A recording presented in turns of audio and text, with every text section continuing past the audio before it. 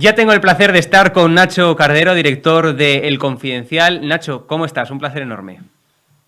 ¿Qué tal? Fenomenal. Dadas las circunstancias, bastante bien, la verdad. Sí, la verdad que sí, porque por eso me gustaría preguntarte, ¿estamos, Nacho, ante la tormenta perfecta? La Reserva Federal de Estados Unidos pues ya anunció que va a cortar la compra de deuda, el Banco Central Europeo no tan fuerte como la Reserva Federal, pero sí que ya anunció que el grifo se va a empezar a cortar, estamos viendo una inflación de caballo, digamos derivada efectivamente por la factura de la luz en máximos históricos, la factura del gas, la factura del gasoil, la factura de todo. Estamos viendo también pues una gran tasa de desempleo en España. España es el país con una mayor tasa de desempleo de toda la Unión Europea, el que menos crece de la OCDE. A nivel internacional, 3/4 de lo mismo, una situación económica nefasta. ¿Estamos, Nacho, por tanto, ante la tormenta perfecta? No sé si es la tormenta perfecta, pero es una de las mayores tormentas a la que nos hemos enfrentado hace mucho tiempo, ¿no? Yo siempre me gusta decir que digamos, esta situación de crisis permanente, porque hubo lo que estamos viendo aquí es una crisis permanente, empezamos en una y no terminamos de salir de la otra y ya estamos en una tercera.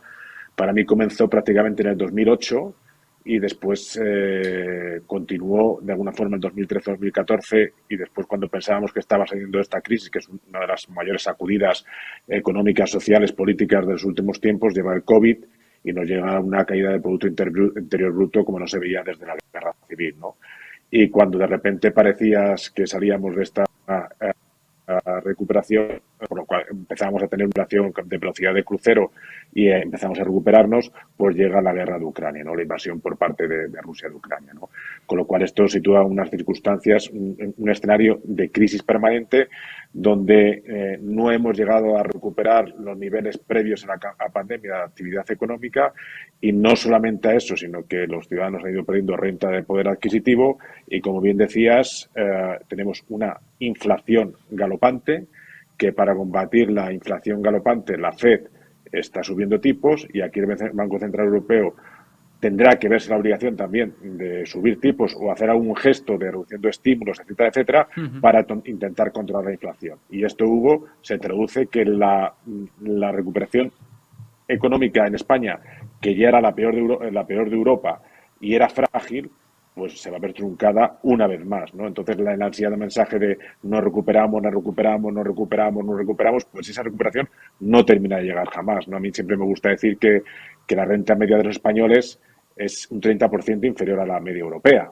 Eso es jamás España había estado tan mal, ¿no? Y esta inflación, esta carestía de los precios y el tema de los suministros, etcétera, etcétera, no va a hacer que la cosa vaya mucho mejor, ni mucho menos.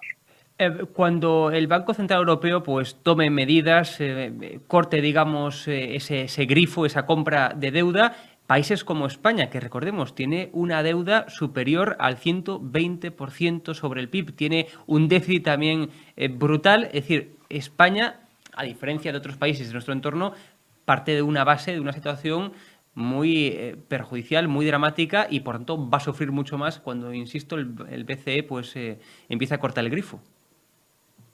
Sí, bueno, la Reserva Federal ya ha empezado, el Banco de Inglaterra ya ha empezado, el Banco Central Europeo empezará algo más tarde porque la situación no es similar, pero sí empezará también, ¿no? Y cuando ya han anunciado una progresiva retirada de estímulos y también los tipos interbancarios o de depósitos se han empezado a encarecer y esto se va a ir trasladando poco a poco a consumidores, un aviso a navegantes, la subida de tipos llegará, la política monetaria se endurecerá.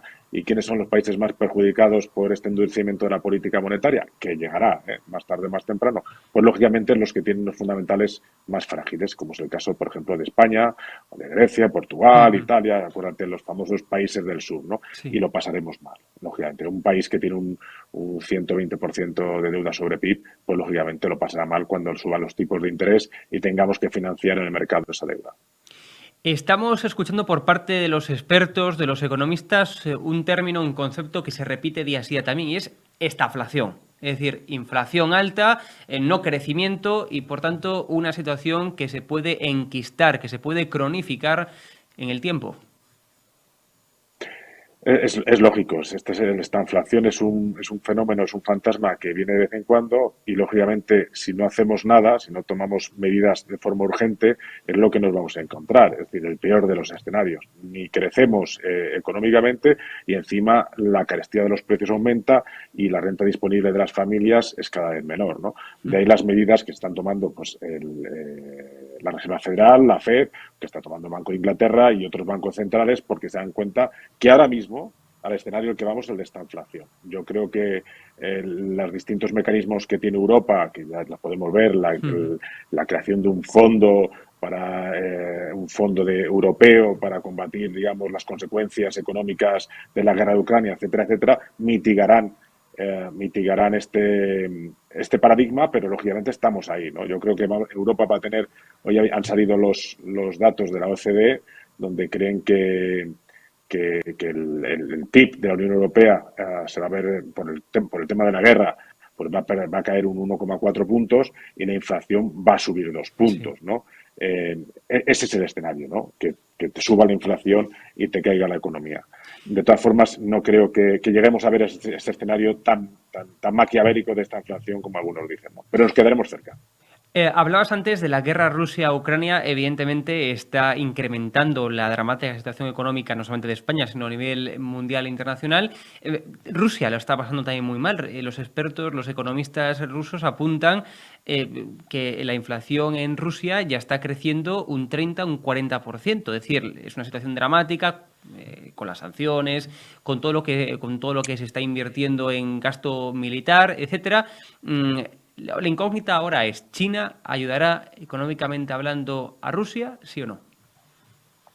Bueno, aquí todos lo pasamos mal, ¿eh? Sí, sí, Lógicamente Rusia, Estados Unidos lo va a pasar mal porque sí. se ralentiza la economía mundial, Europa por el tema de la dependencia energética lo va a pasar mal, muy mal, lógicamente Rusia lo va a pasar también muy mal, ¿no? Porque de hecho ya se está hablando de default, que no va a poder pagar la deuda, lo que debe en dólares.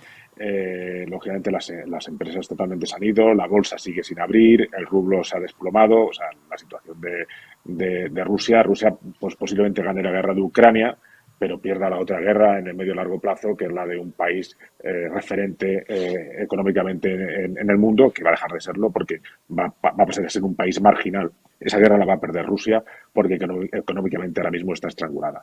Y la gran incógnita, como dices, es China, ¿no? ¿Qué va a hacer China, ¿no? China está jugando a una ambigüedad muy calculada porque, a pesar de que considera que Rusia es un aliado, ellos se decían, ¿no?, que estaban en una neutralidad prorrusa, ¿no? Pues bueno, Rusia es su aliado, pero China no quiere echar a perder todo lo que ha conseguido en estos últimos años, convirtiéndose prácticamente en una potencia económica que le trata de tú a Estados Unidos. Sabe que si se deja llevar por la inercia, entra en el juego de Rusia, una de las potencias que también van a tener que perder, renunciando a mucho a esa porción de economía libre de mercado que había dejado entrar en sus fronteras, va a ser China, ¿no? Yo creo que China, a pesar de ser prorrusa, se va a mantener al margen, o se va a mantener una distancia bastante calculada porque no quiere perder los logros conseguidos hasta el momento. Y el adentrarse o en convertirse en un aliado de Rusia haría peligrar estos logros. Sector del transporte, sector agrícola, ganadero, los pescadores, es decir, el mínimo común múltiplo es el descontento. Estamos viviendo, podemos denominarlo, Nacho, una primavera del descontento aquí en España, que está afectando evidentemente a la economía, que está afectando también a un gobierno que está actuando tarde, mal y a rastro. Bueno, yo no sé cómo las manifestaciones no han llegado antes. Deberían haber llegado, fíjate, si yo entiendo que si hubiera sido un gobierno de derechas que hubiera estado en el poder, las manifestaciones ya se hubieran producido el año pasado, porque el año pasado ya las familias, los trabajadores perdieron poder adquisitivo, ¿no? La inflación acabó por encima del 3% cuando los convenios solamente crecieron un poco más de un 1,5%, ¿no?